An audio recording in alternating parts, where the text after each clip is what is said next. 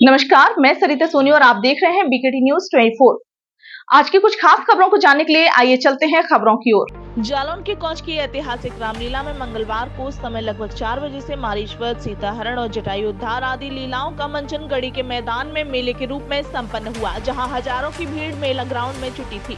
रावण और जटायु के बीच रोमांचकारी युद्ध देख दर्शकों ने खूब तालियां बजाई। मंचन में दिखाया गया कि लक्ष्मण क्रोध में आकर शूर्पणखा के कान और नाक काट देते हैं। रावण अपने मायावी मामा मारीच को स्वर्ण मृग बनाकर पंचवटी भेजता है। राम के जाने के बाद लक्ष्मण कुटिया के बाहर एक रेखा खींचते हैं और राम की तलाश में निकल जाते हैं। तभी साधु वेश धारण कर रावण वहां आकर भिक्षा मांगता है और छल पूर्वक सीता को हर ले जाता है। मुस्लिम बंधुओं की सक्रिय सहभागिता रही। मेले में एक विशेषता यह भी है कि मेला मुस्लिम बहुल इलाके में संपन्न होता है और हिंदू मुस्लिम एकता की मिसाल भी सामने आती है। रामलीला समिति ने मेले के लिए मेला निगरानी समिति बनाई थी, जिसका अध्यक्ष मोहम्मद अफजल खान को बनाया गया था।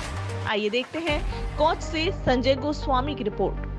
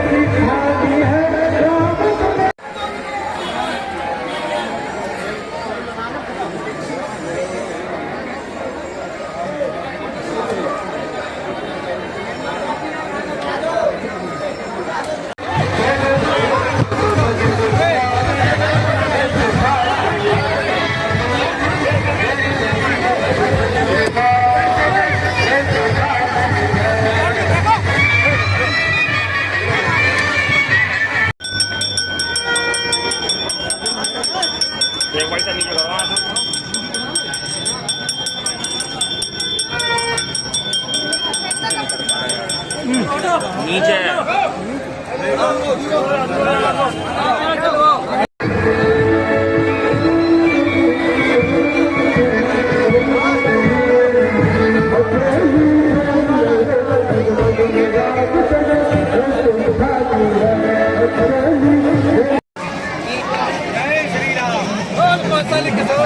किसकी लीला थी, उसमें क्या होता है?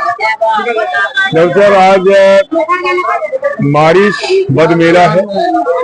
रावण ने जब शूर्पणखा का लक्ष्मण जी ने नाक और कान काट दिया, इस अपमान का बदला लेने के लिए रावण ने छल के द्वारा अपने मामा मारीच को मृग बनने के लिए विवश किया।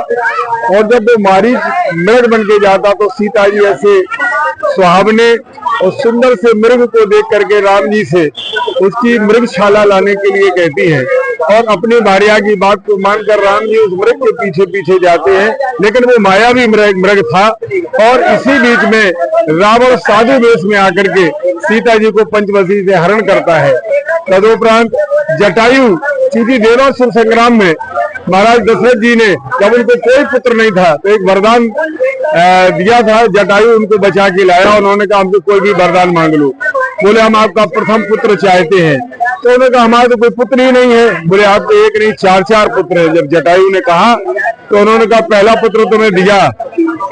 तो जब पहला पुत्र हुआ तो दशरथ जी भीतर 7 कमरों के भीतर डूब जाते, इसलिए क्योंकि राम पर पूरा अधिकार जटायु का था। और ये आप जो पीछे देख रहे हैं इस मेला में जानकी जी को बचाने के लिए जटायु अपने पंख फैला के आते हैं और वो प्राण भी अपने न्यौछावर कर देते, इसलिए क्योंकि राम उनके पुत्र मत थे और सीता उनकी बहू थी। उनको बचाने के लिए जटायु ने प्राण दे दिए। यद्यपि जो दशरथ को पुत्र सुख नहीं मिल सका, वो जटायु को राम ने स्वयं अपने हाथों से अंत्येष्टि करके उन्हें अंतिम संस्कार करने का काम किया। ये दृश्य आप देख रहे हैं, हमारे ठीक पीछे जटायु का दाह संस्कार राम ने बड़े आदर और सम्मान के साथ पूरा पिता के समान उनका दाह संस्कार करने का काम किया और अपने संस्कार को निर्वाह किया।